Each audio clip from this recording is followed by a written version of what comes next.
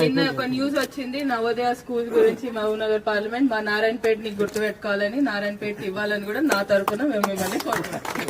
నారాయణపేటకి already Sainik school వచ్చింది, అది పోయింది, అది కూడా ఎక్కడ పోదు వాపస్ రావాలి. దానికి ఎంబడే ల్యాండ్ ఇప్పించేయి, సైనిక్ స్కూల్ వస్తుంది.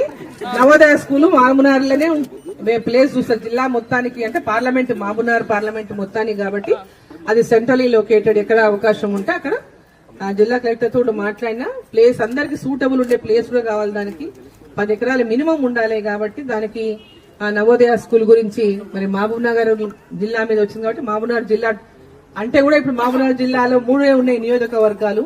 మహబూబ్నగర్ పార్లమెంటు 7 నియోజకవర్గాలు ఉన్న నియోజకవర్గాలు మహబూబ్నగర్ జిల్లా అయితే 3 ఉన్నాయి కాబట్టి ఇది పార్లమెంట్ మొత్తానికి హెడ్ క్వార్టర్ కాబట్టి మహబూబ్నగర్ పేరు మీద వచ్చింది. సో సైనిక్ స్కూల్ ఇక్కడ గతంలో శాంక్షన్ ఉన్నది కాబట్టి దానికి స్థలాన్ని ఇమ్మీడియట్ గా కలెక్టర్